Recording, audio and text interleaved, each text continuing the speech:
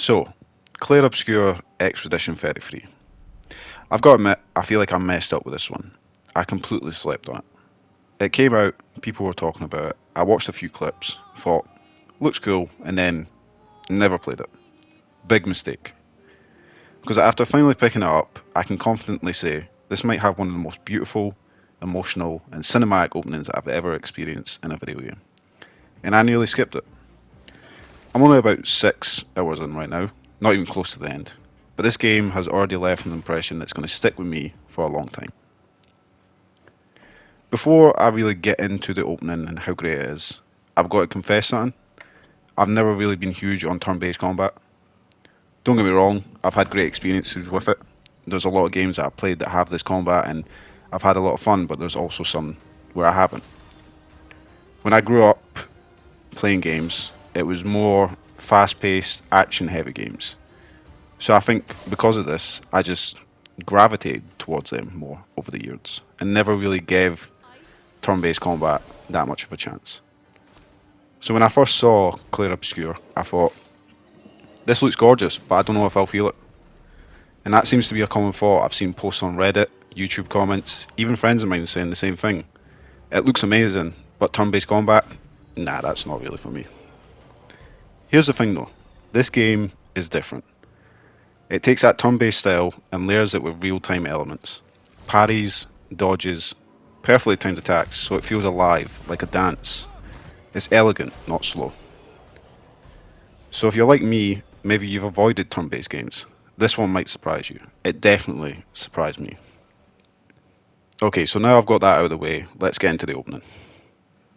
The game opens with this jaw-dropping shot of the city of Lumiere. And man, that music, it just hits. You immediately know you're in for something special. We meet Gustave, our first protagonist, who I swear looks like if Robert Pattinson decided to cosplay as a French war poet. Dude's just got that tragic hero energy down. He's joined by Maël, and right away the writing shines. Their dialogue feels natural, there's subtext, history, personality, and it gives us just enough world building without dumping exposition on us. In this world, man, it doesn't look like your usual RPG. You can tell the devs are French. The art direction feels like an oil painting come to life. It's melancholic but classy. And this game was made by 30 people. 30. Like, just think about that. Like, the amount of AAA games that are made by hundreds and hundreds of devs, and they can't even come close to this quality. It's insane, and I just love that about it. After this cutscene, we get a quick combat tutorial with Maël, which, by the way, feels way better than I expected. Parrying in this game is just amazing. There's a lot of weight behind it, and yeah, like it's just a very fun combat system to get into. And once you start like really feeling it and like getting your parries down, you'll just get addicted to it. But I'm not going to go too deep into the mechanics here. This is about the story and the emotion. Eventually, we meet Sophie. Sophie is Gustave's ex-girlfriend. Him and Maël briefly mentioned her at the start. She and Gustave have this small, awkward but sweet reunion. You can tell they still care deeply for each other. The writing and voice acting really sell that. Once the opening cutscenes end, we take control of Sophie and walk through the city as everyone prepares for something called the Gommage.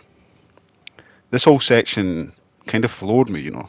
You're not in combat, you're not doing quests, you're just walking, talking to people, listening, observing.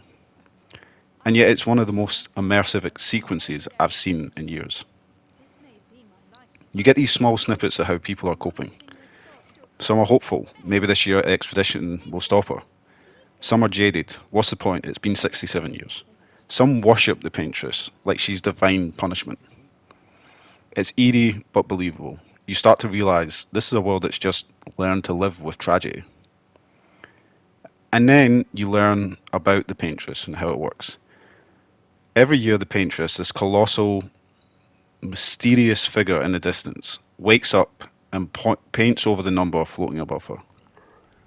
It started at 100, every year it drops by 1, and everyone who's that age or older, they vanish.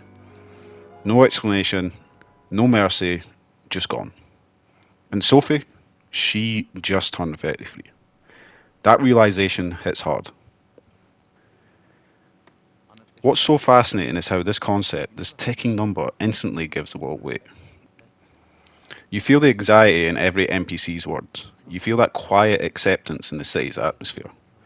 It's almost like the entire game world is holding its breath.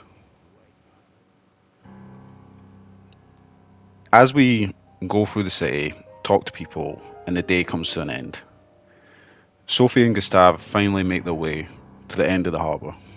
The music swells, the colours shift, the paintress begins to start. You can see her, massive and ethereal, in the distance, and everyone stops what they're doing. The number above her changes. And this is where the gamage starts. People start fading. No screaming, no panicking, just quietly disappearing. Sophie and Gustave turn to each other and look each other in the eye. He says softly, "I'm here." She looks back and says, "I know." And then she's gone. And this moment just hit so hard. Like, it really got to me. Like, I started to like choke up and everything, like it just, I could feel the tears coming. It was not because it was loud or dramatic, but because it was quiet. It was tragic. It was human. Gustave just stands there watching the place she was moments ago, and you can see the emptiness in his face. That sense of helplessness. It's very, very rare to see a game execute emotional storytelling with such restraint. No over the top music, no quick cuts, just pure cinematic storytelling and raw emotion. Here's what makes that opening so genius as well. It's not just sad, it builds empathy before it breaks you. You get to exist in the city, you meet its people, you see hope and resignation in them. So when the gamage happens, it's not just a story beat, it's a loss you feel. And it's not just the writing either, the art direction, the painterly textures, the light bleeding through fog, the reflections on wet cobblestone, it all ties into the idea of impermanence. Even the music, composed like a living, breathing art piece, feels like it's mourning the world it's scoring. And knowing a team of 30 people crafted all that, it honestly makes me emotional. It feels like a labour of love, a piece of art that shouldn't exist on this scale, but it does. This is what I love about games like this. When the art, the gameplay, and the narrative all blend together to make something you can feel as the player. It's just truly tremendous, and I can't give it any more praise than I already have. It's just wonderfully beautiful. As I said, I'm still early into Clair Obscur Expedition 33, but that opening alone told me everything I needed to know. This isn't just another stylish RPG. It's a game made with soul.